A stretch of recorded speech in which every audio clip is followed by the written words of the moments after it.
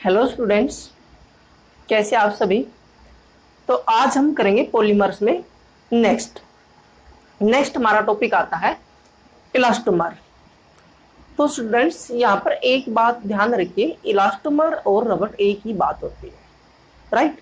तो डेफिनेशन क्या दे रहा है, polymer like rubber possessing elastic properties. Polymer like rubber होते हैं possessing elastic properties are called elastomers. Some important elastomers are discussed below। कुछ यहाँ पर डिस्कस किए जा रहे हैं, कुछ डिस्कस करेंगे भाई, नेचुरल भी और सिंथेसिस भी साथ साथ। तो सबसे पहले क्या नेचुरल रबर देखो स्टूडेंट्स, नेचुरल रबर कहाँ से मिलता है भाई, manufactured from the rubber latex. Latex होती है और ये लेटेक्स कहाँ से मिलती है भाई, latex obtain from the bark of rubber tree. यानी कि एक पेड़ होता है, रबर का पेड़ होता है, वहां से लेटेक्स हमें मिलती है उसकी छाल से, बार्क से, right. Latex which is a क्या कह रहा है, colloidal suspension dispersion of the rubber in the water. यानी कि डिस्पर्जन फेज, कोलाइडल की तरह, कोलाइडल सॉल्यूशन होता है उसकी तरह क्या है, इसके पार्टिकल्स क्या डिस्पर्ड होते हैं किसके अंदर, वाटर के अंदर। उसके बाद कहाँ कहाँ पाया जाता है ये, इंडिया, श्रीलंका, इंडोनेशिया, मलेशिया, यहाँ पर क्या है इसके मलेशिया, साउथ अमेरिका, यहाँ पर क्या है रबर के पेड़ मिलते हैं जहाँ से क्या है रबर लेटेक्स ऑब्टेन की जाती है।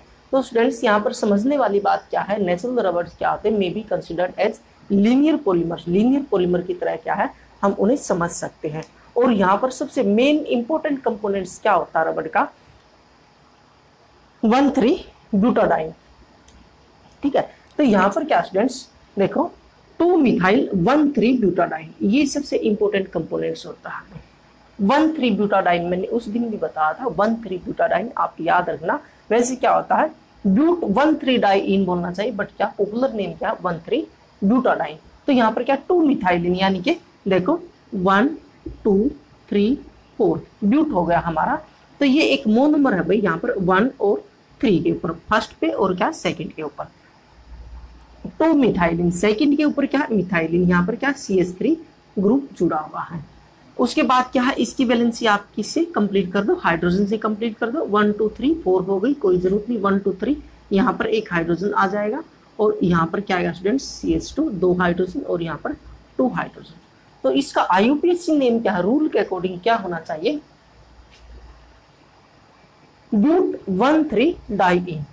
बट बहुत पॉपुलर नेम है, जैसे कि मैंने पहले भी डिस्कस किया था, 1,3-ब्यूटाडाइन ही इसे बोलते हैं, 1,3-ब्यूटाडाइन, यानी कि फर्स्ट पे और क्या सेकंड पे 1,3 है ब्यूटाडाइन। और यहाँ पर सेकंड के ऊपर क्या मिथाइलिन ग्रुप लग गया, इसको हम कहेंगे भाई 2-मिथाइल, मिथाइल ग्रुप है, 1,3-ब्यूटाडाइन।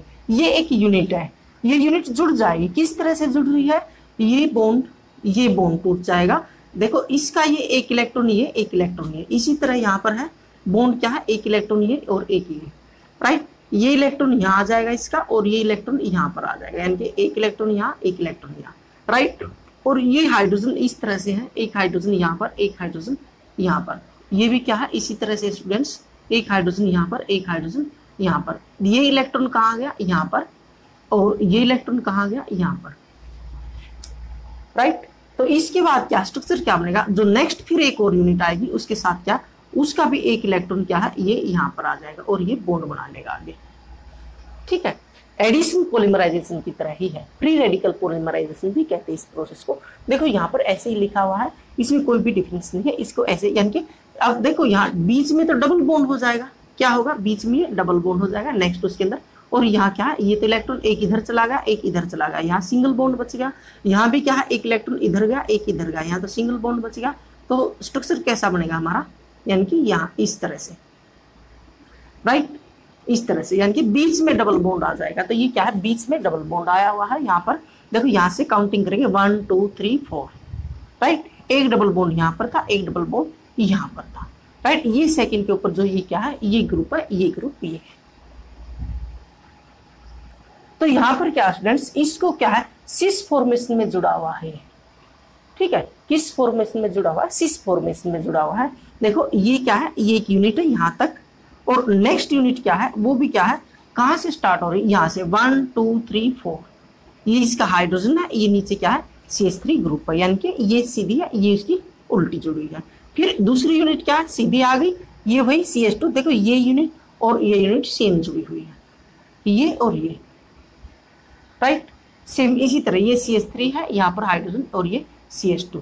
फिर नेक्स्ट वाली क्या है, नीचे आ जाएगी इसके साथ, फिर ऊपर आ जाएगी। इस तरह से क्या है, ये एक लीनियर पॉलीमराइजेशन एडिशन होता रहेगा। एडिशन पॉलीमराइजेशन का एक एग्जाम्पल है।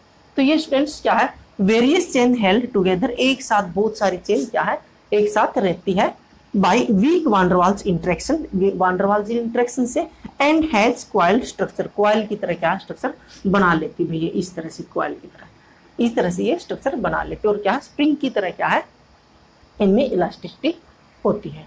उसके बाद क्या इसी में आगे क्या है स्टूडेंट्स, इसको एक बार नोट करो। यस, अब क्या इसमें हम करेंगे vulcanization of rubber. Vulcanization of rubber क्या होता है, प्रोसेस हेडिंग बना लेते हैं।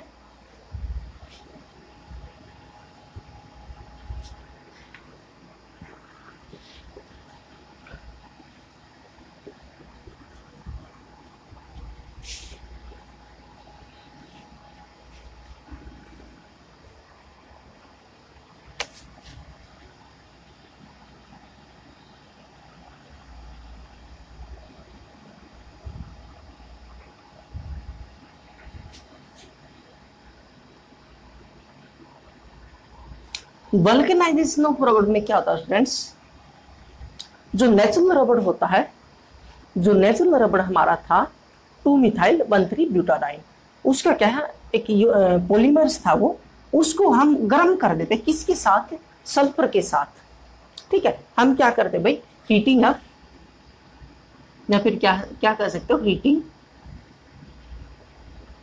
With sulphur. ठीक है, ऐसे रिप्रेजेंट करते हैं। ठीक है, तो ऑब्टेन क्रॉस पॉलीमराइजेशन चेन, इससे क्या क्रॉस पॉलीमराइजेशन चेन ऑब्टेन कर लेते। कैसे स्ट्रक्चर कैसे बनेगा, जैसे हमारे पास थे 1 2 3 4, राइट। तो यहां पर क्या सेकंड के ऊपर मिथाइल ग्रुप, यहां पर क्या है एक और नीचे ऐसे आ जाएगा 1 2 3 4, इसका मिथाइल ग्रुप यहां लगा दो। ठीक है, यहां पर क्या है बीच में सल्फर, यहाँ क्या है सल्फर। उसके बाद क्या है, यहाँ इसकी कंप्लीट कर दो, बॉन्डिंग कंप्लीट कर दो।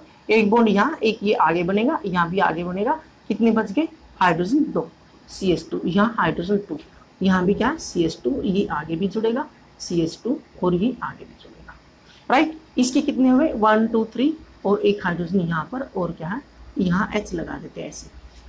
तो इस तरह से क्या हम क्या है सल्फर की प्रेजेंस में क्या इसको गर्म कर देते हैं, क्यों, क्रॉस पॉलीमराइजेशन चेन ऑब्टेन करने के लिए। इससे क्या होगी, इलास्टिसिटी कम होती है। ठीक है, इलास्टिसिटी क्या होगी स्टूडेंट्स, कम होगी। और उसके बाद क्या होगा भाई, एक ऐसे भी बन सकता है, इलास्टिसिटी कम होगी और स्ट्रेंथ इंक्रीज होगी, मजबूत बनेगा, बट क्या इलास्टिसिटी कम होगी इसमें।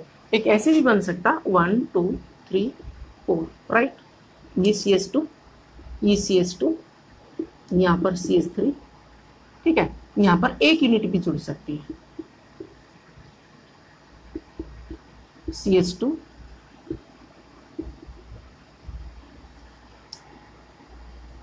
ये डबल बॉन्ड यहाँ से भी जुड़ सकता है सल्फर, राइट, यहाँ भी जुड़ सकता है सल्फर। तो यहाँ पर क्या होगा, इसको ऐसे, और यहाँ पर हाइड्रोजन क्या है 1 1 बच जाएगा इस तरह से। यानी कि यहाँ भी बॉन्ड बन सकता है, उसकी अमाउंट तय की जाती है, कितने परसेंटेज सल्फर ऐड किया जाता है। जो दंगन बनाया जाता है, जो टायर के अंदर यूज होता है, उसमें कितना बना ऐड किया जाता है भाई, 5% सल्फर ऐड किया जाता है भाई,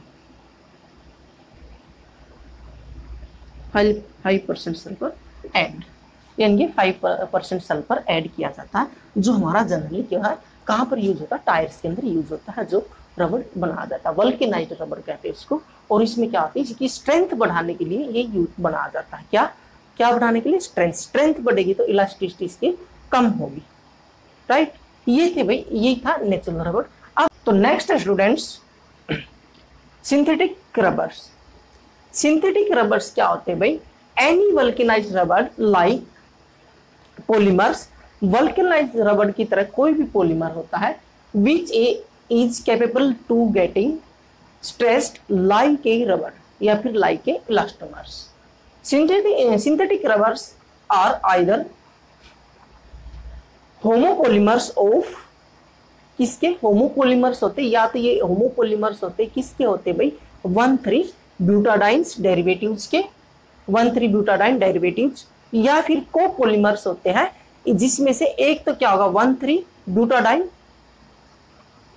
1,3 ब्यूटाडाइन होगा, और या फिर उसी का डेरिवेटिव्स होगा, और दूसरा क्या होगा भाई, दूसरा मोनोमर यूनिट क्या होगी, कोई भी अनसैचुरेटेड हाइड्रोकार्बन्स होगी, कोई भी अनसैचुरेटेड हाइड्रोकार्बन्स होगी भाई दूसरी, ठीक है। या फिर देखो क्या कह रहा है, और copolymers of 1,3 butadiene and it's derivatives which is another unsaturated monomers, यानी कि अनसैचुरेटेड हाइड्रोकार्बन ही होगी, वो क्या है, अनसैचुरेटेड मोनोमर होगा। तो इसके कुछ एग्जांपल हैं स्टूडेंट्स। सबसे पहले आता है नियोप्रीन। नियोप्रीन कहाँ यूज होता है भाई, नियोप्रीन के यूजेस में पहले बता देता हूँ। सुपीरियर होता है resistance to the vegetable and mineral oils, तो ये यूज होता है भाई कन्वेयर बेल्ट में, कन्वेयर बेल्ट्स में, गैस्केट्स।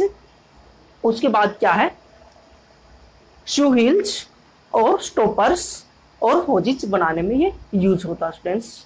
और इसकी यूनिट होती है भाई 2 क्लोरो 1 2 3 4, ठीक है, 2 क्लोरो, सेकेंड पर क्लोरो 1,3 ब्यूटाडाइन, ठीक है, 1,3 ब्यूटाडाइन ये यूनिट होती है भाई। इसकी क्या है 2 क्लोरो 1,3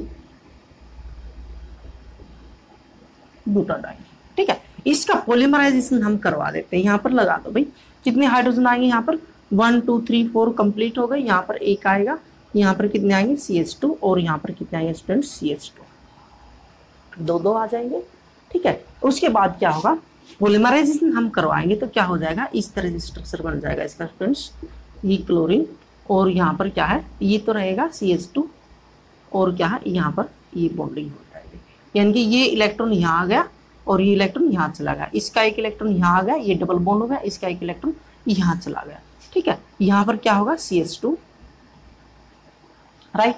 तो इस तरह से क्या है, इसको हम बोलेंगे, इसको नियोप्रीन,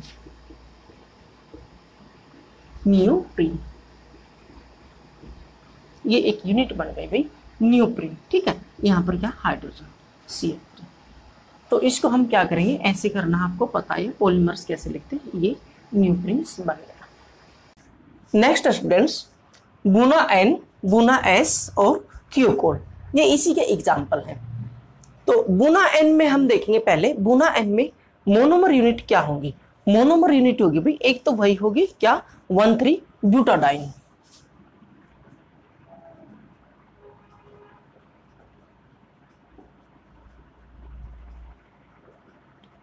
1,3 ब्यूटाडाइन, और सेकेंड यूनिट यहां पर क्या होगी, ये यहाँ N लगा देंगे हम क्योंकि बहुत सारी होंगी, N लगाएंगे यहाँ पर, प्लस N एक्रिलोनाइट्राइल होती है भाई, यहाँ पर क्या नाइट्राइल ग्रुप जुड़ा हुआ होता है, ये डबल बॉन्ड अनसैचुरेटेड हाइड्रोकार्बन होता है, यानी कि एक तो यह यूनिट होगी या फिर इसके डेरिवेटिव्स होंगे, और उसके साथ साथ क्या है, एक और क्या अनसैचुरेटेड हाइड्रोकार्बन या फिर अनसैचुरेटेड मोनोमर यूनिट जुड़ जाती है। इसको क्या कहते हैं, कोपोलिमराइजेशन कहते हैं भाई, कोपोलिमराइजेशन, ठीक है। होमो नहीं है, अलग अलग 2 यूनिट जुड़ेगी, तो यहाँ पर स्टूडेंट्स क्या होगा, कोपोलिमराइजेशन, कोपोलिमराइजेशन, हाई प्रेशर और हाई टेम्परेचर एडिशन पोलिमराइजेशन होगा, फ्री रेडिकल पोलिमराइजेशन रिएक्शन जिसे आप कहते हैं। तो यहाँ पर देखो मैकेनिज्म थोड़ा देखो, यहाँ पर 2 इलेक्ट्रॉन स्टूडेंट्स, यहाँ से एक इलेक्ट्रॉन यहाँ चला जाएगा, आपने एरो इसी तरह से दिखानी, हाफ एरो। यहाँ पर क्या है, यहाँ पर एक इलेक्ट्रॉन यहाँ चला जाएगा, इसका एक इलेक्ट्रॉन यहाँ पर देखो, यहाँ डबल बॉन्ड हो गया, और ये एक इलेक्ट्रॉन यहाँ पर, राइट। ये इलेक्ट्रॉन क्या है, इसके साथ जुड़ जाएगा, यहाँ पर क्या एक इलेक्ट्रॉन आएगा, और यहाँ पर क्या आगे ये इलेक्ट्रॉन चला जाएगा। तो इस तरह से क्या आगे बॉन्डिंग बनेगी। ये बॉन्ड टूटता भाई, पाई बॉन्डिंग टूटता, जो अनसैचुरेटेड हाइड्रोकार्बन होती है उसी की बॉन्डिंग टूटती है।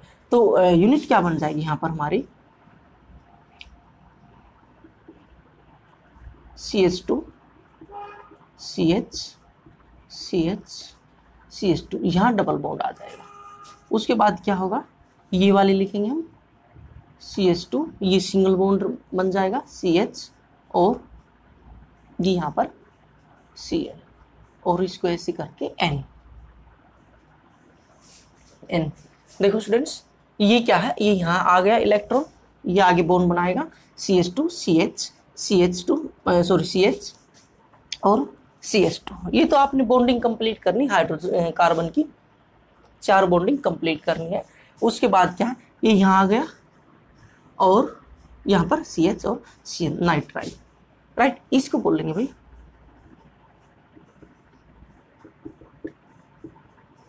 एक्रिलोनाइट्राइल, ठीक है। और ये क्या बन गया हमारा बूना N, बूना N, ठीक है।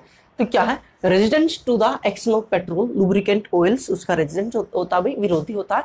And organic solvent used in making oil seal, oil seal बनाने के लिए यूज होता है, और टैंक लाइनिंग एक्सेट्रा, इन जिसमें ये इसके यूजेस होते हैं।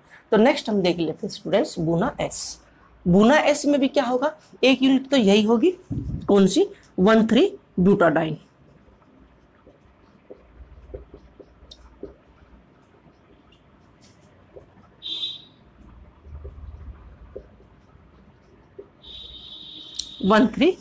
ब्यूटाडाइन, ठीक है। सेकेंड यूनिट कौन सी होगी, स्टाइरिन होगी स्टूडेंट्स। स्टाइरिन कैसे बनती है, CH CH2, और यहां पर क्या है, बेंजीन रिंग जुड़ा होता है,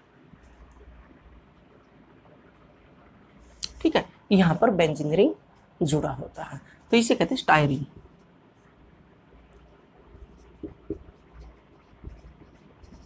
स्टाइरिन कॉमन नेम है। तो यहाँ भी मैकेनिज्म क्या है, सेम होगा, वही होगा, ये एज इट इज रहेगा, यहाँ से इलेक्ट्रॉन यहाँ आ जाएगा एक, और क्या आगे चला जाएगा। एडिशन पॉलीमराइजेशन होता है, इसे फ्री रेडिकल पॉलीमराइजेशन भी कह देते हैं। तो यहाँ पर एक इलेक्ट्रॉन, यहाँ पर ये, और ये इलेक्ट्रॉन यहाँ पर, डबल बॉन्डिंग कहाँ बन जाएगी, यहाँ पर।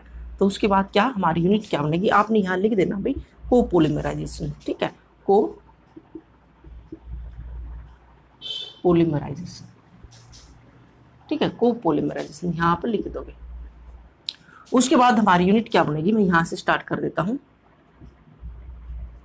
CH2 CH CH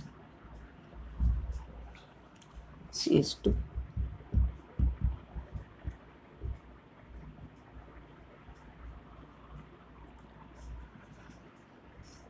और यहां से इसको थोड़ा आगे कर देना, और यहां पर N एज इट इज, बस यहाँ डबल बॉन्ड हो जाएगा, और ये भी क्या, यहाँ डबल बॉन्ड हो जाएगा, ये दोनों सिंगल बॉन्ड, और यहाँ भी क्या सिंगल बॉन्ड हो जाएगा, ये तो इसे कहेंगे हम buna S type, buna S। तो इसका यूजेस ये क्या है, इट इज क्वाइट टफ होता है एंड गुड सब्स्टिट्यूट, अच्छा सब्स्टिट्यूट होता है। हम किसकी जगह यूज कर सकते हैं, नेचुरल पॉलीमर्स की जगह। Used for manufacturing of auto tyres, auto tyres में यूज होता है। फ्लोर टाइल्स, जो रोड के ऊपर आजकल ऐसे रोड के ऊपर भी क्या है, ऐसे टाइल लगी, ऐसे लगी होती प्लास्टिक रबड़ की, आप देखना ब्रेकर वगैरह बनाते हैं तो इस तरह से लगा देते हैं, वहां भी यूज होता है।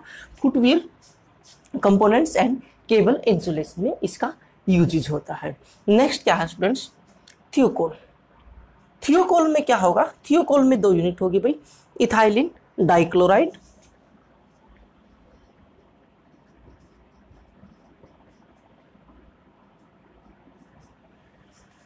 इथाइलिन डाइक्लोराइड,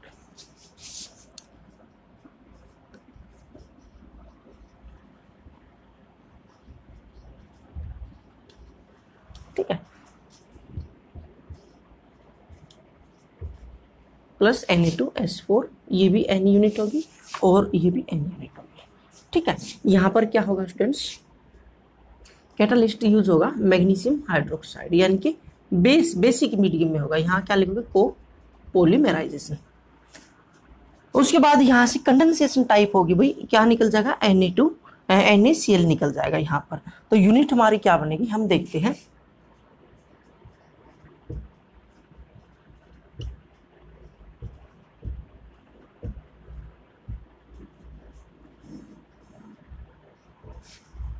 ये राइट, थियोकोल।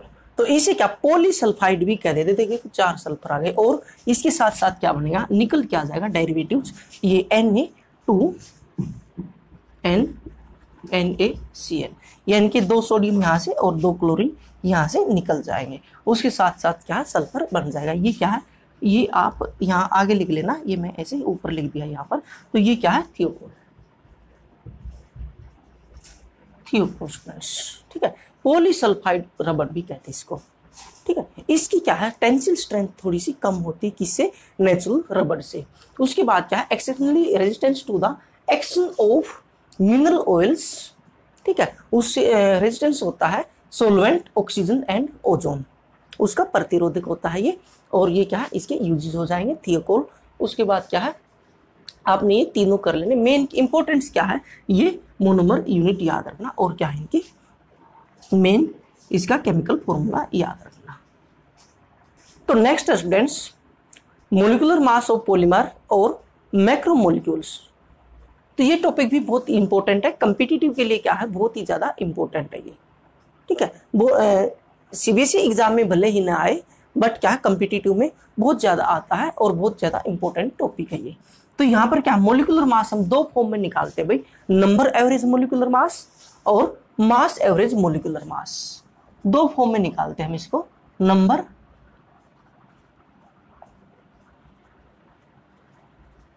एवरेज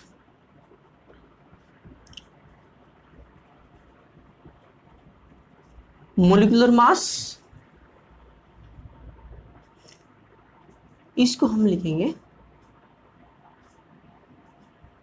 Mn बार, इस फॉर्म में हम निकालते हैं। और सेकंड क्या है, mass average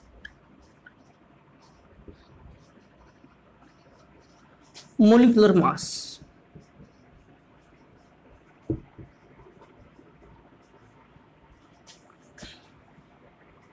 mass average molecular mass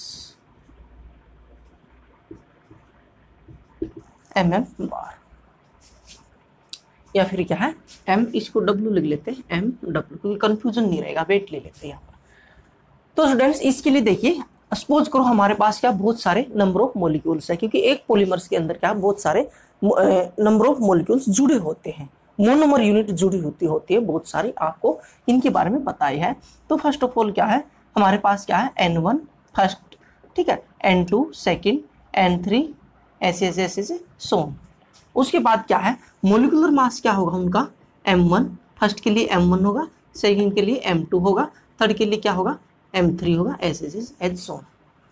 तो एवरेज कैसे निकालेंगे हम, एवरेज के लिए आपको पता है Mn, हम क्या लेंगे, टोटल मोलिकुलर मास लेंगे भाई, total molecular mass divided by number of molecules. तो टोटल मोलिकुलर मास आप कैसे लोगे, M1 और M1, ठीक है, N1 और M1 plus N2 M2 plus N3 और M3, ठीक है, डिवाइडेड बाय ऐसे डैश डैश डैश, बहुत ज़्यादा यूनिट होती है, ठीक है, N1 N2 N3 N4 ऐसे। तो इसको हम कैसे लिख सकते हैं, यहाँ पर एप्सिलॉन नोट की फॉर्म में लिख देंगे, Mn bar is equal to summation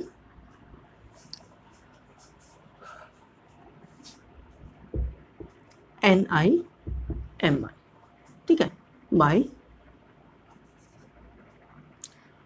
summation Ni, ठीक है। हम क्या सुमेशन की फॉर्म में लिख देंगे, इसको सिग्मा भी बोल देते हैं, और क्या सुमेशन कर देते हैं हम इसका, क्या सिग्मा N1 Ni और Mi divide by sigma Ni, right. उसके बाद क्या है, नेक्स्ट आ जाओ भाई, मोलिकुलर यानी कि मास एवरेज मोलिकुलर मास, ठीक है, ये इतनी ही है बस, मास एवरेज मोलिकुलर मास। तो इसके लिए स्टूडेंट्स क्या है, आप नहीं समझना भाई, हमारे पास क्या है, यूनिट है। अगर हम एक उसका मास निकालेंगे, हमारे पास क्या है, अलग अलग उसका मास है स्पीशीज का, W1 W2 W3 एज सोन, ये अलग अलग मॉलिक्यूल का यहाँ यानी कि अलग अलग क्या है, पॉलीमर्स का ये मास है, क्योंकि बहुत सारी मोनोमर यूनिट जुड़ी हुई होती है, पॉलीमर्स का नहीं, पॉलीमर्स तो एक ही है, बट उसमें जो मोनोमर यूनिट जुड़ी हुई है उनका क्या है, मास है। उसके बाद क्या है स्टूडेंट्स, उनका क्या फिर मोलिकुलर मास देखेंगे, M1 M2 M3 H, right. तो इसको कैसे निकालेंगे हम, इसके लिए फॉर्मूला हमारा बन जाएगा W is equal to W1 M1 plus W2 M2 plus W3 M3, ठीक है, डिवाइड बाई M1 सॉरी ये W1 plus W2 plus W3 H, यहाँ भी क्या H। सुमेशन की फॉर्म में कैसे लिखेंगे, यहाँ पर क्या हो जाएगा sigma WI MI divide by sigma WI। तो यहां से देखिए स्टूडेंट्स, अब ये W को हमने ओपन करना है, ये क्या weight of molecules, weight of molecules. आप सपोज करो भाई ये क्या हमारे पास N1 नंबर, N2 और N3 नंबर ऑफ मॉलिक्यूल्स है ये H, और उसके बाद क्या है ये क्या हमारे पास molecular mass M1 M2 M3 ऐसे। अगर ये नंबर ऑफ मोल्स का हो गए तो ये क्या है molar mass, number of molecules का हो गए तो ये क्या है मोलिकुलर मास। तो आपको फॉर्मूला पता है भाई N क्या होता है, नंबर ऑफ मोल्स क्या होता है, mass by molar mass, right. तो यहां से हम क्या है क्या निकाल लेंगे, W निकाल लेंगे, मास, मास क्या होगा N इंटू M, ठीक है, N इंटू M। तो यहां पर क्या है मास कैसे निकलेगा हमारा, W1 क्या होगा N1 M1। देखो सिंपल वाला फॉर्मूला यूज किया मैंने, मास कैसे निकलता है, नंबर ऑफ मोल्स कैसे, तो mass by molar mass, right. तो क्या होगा W क्या, इसको इस साइड ले जाएंगे N इंटू M हो जाएगा। तो यहां पर क्या होगा W2 इज इक्वल टू क्या होगा N2 M2, ठीक है। W3 क्या हो जाएगा N3 M3 and so on, इस तरह से। तो ये जो वैल्यू स्टूडेंट्स W की वैल्यू हम यहां रख देंगे, ठीक है, हम यहां रख देंगे इसकी वैल्यू, ठीक है, ये वैल्यू यहां पुट करेंगे तो हमारा फॉर्मूला क्या हो जाएगा, मैं यहां बनाता हूं। तो हमारा फॉर्मूला क्या हो जाएगा भाई, ये वैल्यू यहां पुट करने पर W की वैल्यू क्या पुट कर दो N1 और M1, और एक M1 ये है, तो क्या हो जाएगा यहां पर students M bar W N1 M1 square plus N1 M square 2 plus sorry N2 M3 square, right. और नीचे क्या होगा W, नीचे तो ये नीचे क्या है, फिर ये वैल्यू रखेंगे W की वैल्यू रखेंगे, क्या होगा भाई N1 M1, ठीक है, N2 M2 एंड सो, यानी कि इस तरह से हमारा फॉर्मूला बन जाएगा, इस तरह से, राइट। यानी कि नीचे भी क्या मैंने W की वैल्यू रख दी और क्या ऊपर भी W की वैल्यू यानी कि मास की वैल्यू रख दी। तो इसका क्या इसकी फॉर्म में कैसे हो जाएगा, यहां लिख देता हूं मैं, यहां बनाते भाई सुमेशन की फॉर्म में, ठीक है। ये क्या हो जाएगा M bar W is equal to summation NI MI square divide by NI और MI। ये हमारा क्या है, किसके लिए फॉर्मूला बन जाएगा स्टूडेंट्स, किसके लिए, मास एवरेज मोलिकुलर मास के लिए, ये मास एवरेज मोलिकुलर मास के लिए, और ये किसके लिए है, नंबर एवरेज मोलिकुलर मास के लिए। स्टूडेंट्स याद रखना भाई, इसमें क्या है देखो, इसमें और इसमें डिफरेंस क्या है, इसमें क्या है ऊपर ये क्या है M स्क्वायर हो रहा है, और यहाँ पर क्या है नीचे M भी आ रहा है MI, यानी कि मोलर मास मोलिकुलर मास भी यहाँ पर आ रहा है। ये इसके अंदर क्या है डिफरेंस है दोनों में। तो अब हमने क्या करना स्टूडेंट्स, हमने निकालनी भाई, क्या निकालनी है, पॉलीडिस्पर्सिटी इंडेक्स, ठीक है, अब हम क्या निकालेंगे, पीडीआई, इसे पीडीआई बोलते हैं, इसको नोट कर लो, आ जाएगा, समझ आ जाएगा, इसके ऊपर एक न्यूमेरिकल भी लेंगे और ये समझ आ जाएगा, ठीक है। बहुत सारे टीचर इसको डायरेक्ट फॉर्मूला लिख के आगे सोल्व कर देते हैं, अदरवाइज क्या है, ये प्रॉपरली वे यही है इसका, और आगे आपको मिलेगा भी नहीं, यूट्यूब पे इस तरह से नहीं डाल रखा अब तक किसी ने। यस,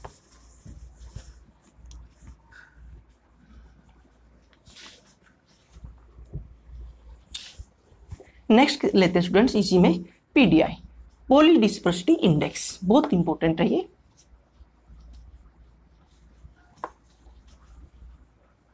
ठीक है, ये छोड़ देता हूं, पीडीआई।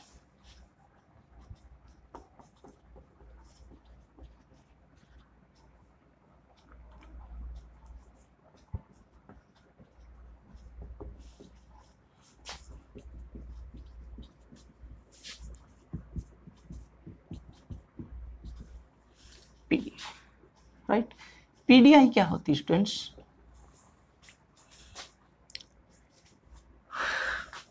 ये क्या था, mass average molecular mass, mass average molecular mass by number average molecular mass, ये क्या होती है, पीडीआई की वैल्यू निकल जाती है, ये रेशो होती है भाई क्या, mass average molecular mass to the number average molecular mass. तो यहां से स्टूडेंट्स क्या है, अगर इसकी वैल्यू पीडीआई की वैल्यू इक्वल टू 1 है, ठीक है, ये दोनों इक्वल हो जाए 1 है, तो हम समझेंगे भाई क्या है, नेचुरल पॉलीमर, नेचुरल पॉलीमर्स, ठीक है, और इसको क्या होमोजीनियस भी कह देते हैं, होमोजीनियस पॉलीमर्स, राइट। अगर पीडीआई की वैल्यू क्या है, ग्रेटर देन 1 है, ठीक है, ये आई है भाई, ठीक है, पीडीआई की वैल्यू क्या है, ग्रेटर देन 1, और 1 कब होगी, जब कब होगी भाई, when mass average is greater than number average, ये बड़ा होगा तभी तो 1 से ज्यादा आएगी, और इसमें क्या है, mass average equal to number average, ये इक्वल होगा, अगर ये इक्वल होगा तो इसकी वैल्यू 1 ही आ जाएगी, अगर ये बड़ा होगा तभी हम इससे डिवाइड करेंगे तो क्या है, 1 से ज्यादा आएगी, तो हम क्या कहेंगे भाई, synthetic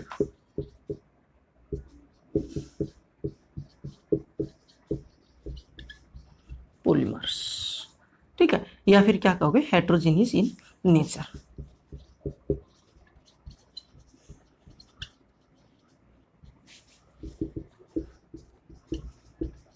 heterogeneous in nature.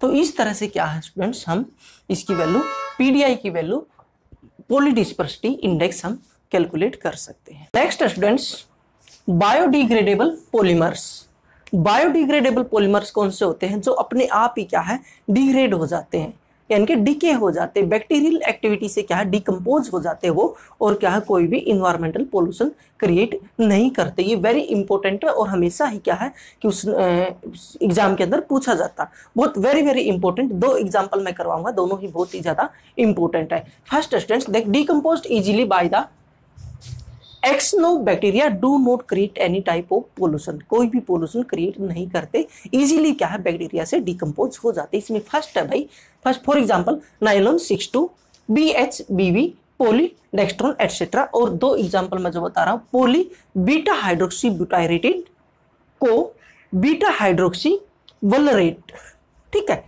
Beta hydroxy ब्यूटाइरेटेड, इसमें 2 यूनिट होती है students, beta hydroxy butyric acid, ठीक है, बीटा हाइड्रोक्सी ब्यूटायरिक एसिड और बीटा हाइड्रोक्सी वलरिक एसिड, ये दोनों टाइप का वो करता है स्टूडेंट्स, ये स्टिफनेस देता है और ये क्या, फ्लेक्सिबिलिटी देता है, ये क्या है, स्टिफनेस देता है और ये क्या है, फ्लेक्सिबिलिटी देता है। हम इसकी क्या है, क्वालिटी भी क्या है, इंक्रीज डिक्रीज कर सकते हैं, हमें ज़्यादा स्टिफ चाहिए तो इसकी अमाउंट इंक्रीज कर देंगे, और क्या हमें फ्लेक्सिबिलिटी चाहिए ज़्यादा तो हम क्या, इसकी अमाउंट क्या कर देंगे, हम इंक्रीज कर देंगे। और ये है किस टाइप का, कंडेंसेशन टाइप का पॉलीमर है भाई, ठीक है, किसका, कंडेंसेशन टाइप्स का। यहाँ पर कंडेंसेशन पॉलीमराइजेशन होगी, यानी कि कंडेंस हो जाएगा, एक मॉलिक्यूल निकल जाएगा। भाई किसका मॉलिक्यूल निकल, एन है, ये कैन एन बहुत सारे और ये भी एन है, यहाँ से क्या H2O निकल जाएगा भाई, H2O।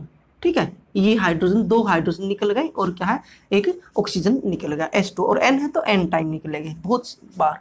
तो इसमें क्या स्टूडेंट्स, यूनिट क्या बन जाएगी हमारी, यहाँ पर O, क्योंकि ये हाइड्रोजन तो निकल गया हमारा, राइट, ये ऑक्सीजन, ये क्या है CH, CH3, CH2, C, यहाँ पर एक ऑक्सीजन बचेगा, ये दोनों निकल गए, एक ऑक्सीजन बच गया यहाँ पर।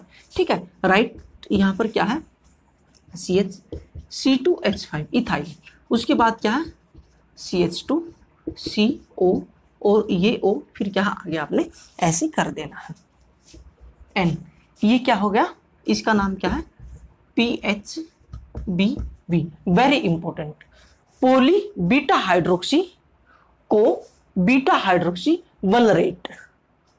ठीक है, वलरेट, बीटा हाइड्रोक्सी बुटायरिक एसिड और क्या है बीटा हाइड्रोक्सी वलरिक एसिड, इसमें दो क्या है मोनोमर यूनिट होती है। इंपॉर्टेंस क्या है, इसके यूजेज क्या होते हैं स्टूडेंट्स, ड्रग्स कैप्सूल बनाने के काम आती है। जो कैप्सूल में होता है जिसको आप ऐसे, उसके अंदर क्या है भरा हुआ होता है केमिकल्स, उसको आप ऐसे निकालते हैं तो उसकी जो लेयर होती है वो क्या है, वो उसी पॉलीमर्स की बनी होती है, सिंथेटिक पॉलीमर्स की बनी होती है। क्योंकि क्या है, मैं भी जब छोटा था जब सोचता था कि ये प्लास्टिक हमारे अंदर जा रहा है, इसको मैं कैसे खाऊं और ये डिग्रेड होगा या नहीं होगा, बट बाद में मेरे को पता चला कि ये क्या है बायोडिग्रेडेबल पॉलीमर्स है, वो क्या है प्लास्टिक टाइप का, वो हमारे अंदर क्या है डिकम्पोज हो जाता है इजीली, राइट। तो ये आपने याद कर। तो नेक्स्ट है students, nylon 2 nylon 6 alternating polyamides of glycine. तो ये किसका बना हुआ होता है, ग्लाइसिन और 6 अमीनो हेक्सेनोइक एसिड, इन दोनों मोनोमर यूनिट का बना होता है। ग्लाइसिन का फॉर्मूला क्या होगा,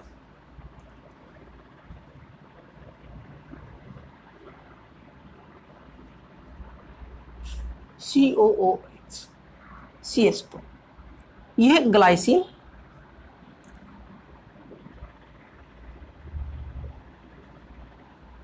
glycine N plus N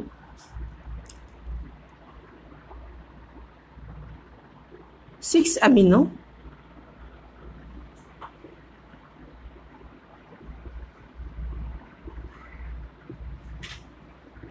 हेक्सेनोइक acid.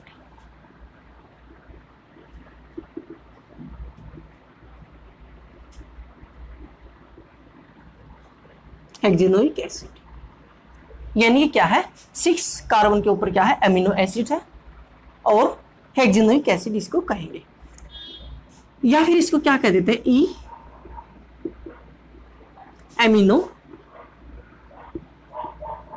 Caproic acid, ये इसका कॉमन नेम है ई अमीनो कैप्रोइक एसिड। ये क्या ग्लाइसिन, इसका क्या है IUPAC नेम क्या होगा भाई 1 2, ठीक है, 2 अमीनो इथेनोइक एसिड,